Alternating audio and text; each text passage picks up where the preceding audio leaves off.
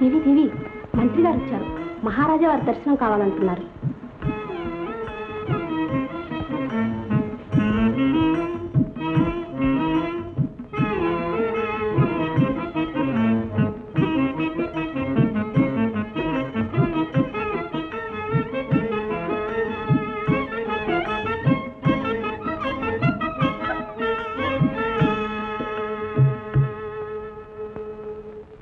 మహారాజా వారి దర్శనం కోసం వచ్చాను. దేనికి?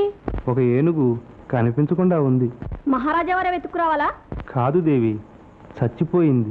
వారు రాకపోతే కళేబరాన్ని ఈడ్చివేయడానికి పూడ్చివేయడానికి వీలేదా? వారొచ్చా పని చేయాలా? చిత్తం, అక్కడ కళేబరం ఏమీ లేదు దేవి. ఏమి? ఎగిరిపోయిందా? మాయమైపోయిందా? మాయల్లాగా కనిపిస్తుంది దేవి. ఏనుగు లేదు, పీనుగు లేదు, ఎముకలు మాత్రం గుట్టగా పడి ఉన్నాయి దేవి. భలే మంత్రిశేఖరులుగానే ఉన్నారే. నిద్రమత్తు వదల్లేదా? ఇంకా కలగంటూనే ఉన్నారా? తెలివి గలవారైతే తలా తోకాలేని ఇలాంటి అవకతవక కథలతో మహారాజా వారిని ఎప్పుడూ వేధించకండి. వెళ్ళండి.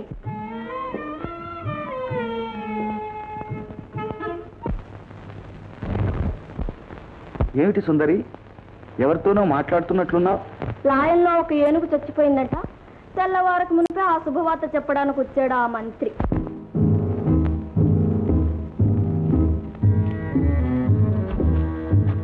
చాలా జాగ్రత్తగా కాపలా కాస్తూ ఉండాలి. ఎవరైనా అజాగ్రత్తగా ఉన్నారా వారికి మరణదండన తప్పదు.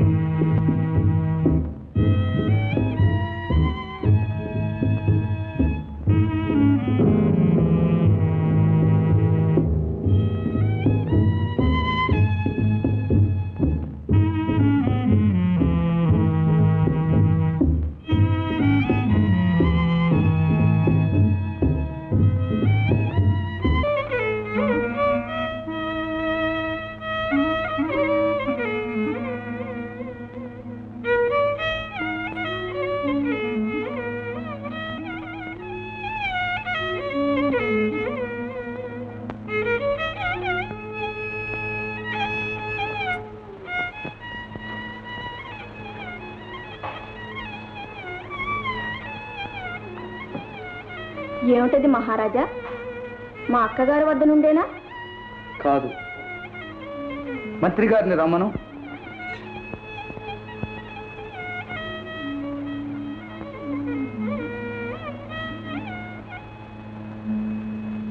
ఏమిటి విచిత్రం?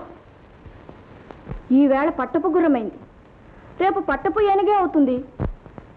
ఏ జంతువైనా వచ్చి గుర్రాన్ని చంపి మాంసం అంతా తిని ఎముకలు విడిచిపోయేంత వరకు వీరంతా ఏం చేస్తున్నారు? కావలి ఏమైనట్టు? మంత్రి గారు. ఏమండి మంత్రి గారు, ఇదేనా మీ జాగరూకత? లాయంలో జంతువులు మాయమైపోతూ ఉంటే మీరు హాయిగా కూర్చుంటున్నారా? ఎంత రాజభక్తి! మంత్రి గారని పెద్ద అధికార స్థానంలో ఉన్నారే, ఆ బాధ్యత నిర్వర్తించగల సామర్థ్యం ఉండవద్దు? లేకపోతే ఆ స్థానాన్నే వదులుకోవాలి. ఎంత ఘోరం! మహారాజు తరువాత మహారాజంతటి వారే మీరు. పోతే రాజుగారు సొత్తే కదా, మనకేమని ఊరుకోవడమా? అది రాజద్రోహం అనిపించుకోదు? మీరు, మీ దండు, మీ సిబ్బంది అంతా ఉండి ఏం ప్రయోజనం?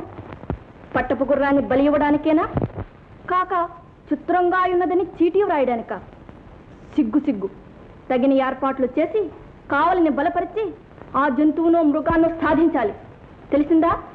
మళ్ళీ ఇలా జరిగింది మర్యాద.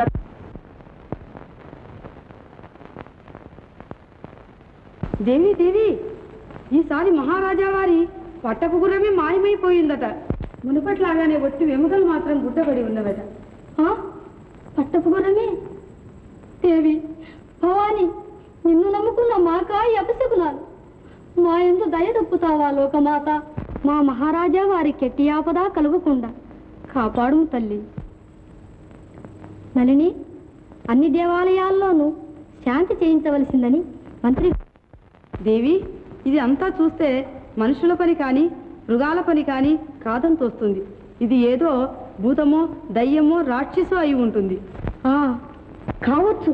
అందుచేత గట్టి మాంత్రికులను తెప్పించి దిగ్బంధనం చేయిస్తేనో. అవును, అలా చేయించమని మంత్రి గారికి మనవి చేయి. మాంత్రికులు గేంత్రికులు వస్తే మన గుట్టు బయటపడక తప్పదు. నా మాట విను, పద పోదాం. మహారాజు మీద మక్కువ ఇంకా తీరలేదే, పోవడం ఎలాగే? పోకపోతే అవమానము అంతరించిపోవటం తప్పదు. ఆ రాణి తీరిగ్గా విడిచిపెట్టేది కాదు. ఏం చేస్తుంది? దానికే స్వస్తి చెప్పలేకపోతామా? చెప్పలేకనా?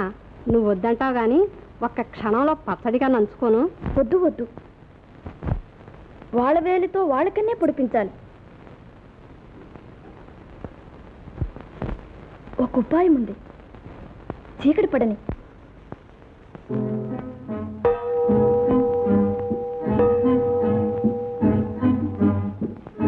రే లింగా, దేవుడి మేలు చేసి ఆ జంతువునో భూతాన్నో ఇక్కడికే తేవాలరా. జంతువు అయితే భయం లేదురా రంగా. అమ్మో, భూతం అయితే వద్దురా. అదే తిరిగి మాట. ఏదైనా సరే ఇక్కడికే రావాలి, మనమే చంపాలి. మహారాజా వారిచ్చే బహుమానం మన ఇద్దరం పంచుకోవాలరా. బహుమానం అంటే ఆశ పుడుతుంది గాని భూతం అంటేనే భయం రా. రే లింగా, భయపడకు, నేనున్నాను. ఆ భూతం వచ్చిందంటే చచ్చిందనుకో.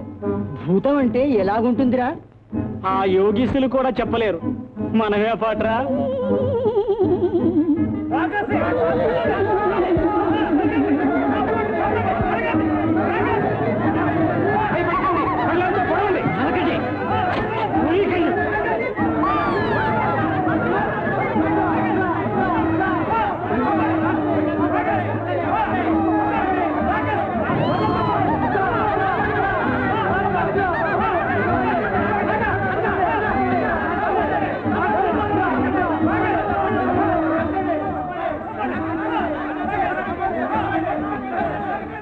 సుందరి, సుందరి,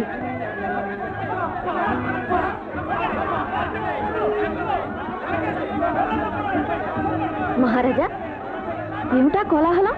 నగర్లోనే వినిపిస్తుంది. కదా చూద్దాం.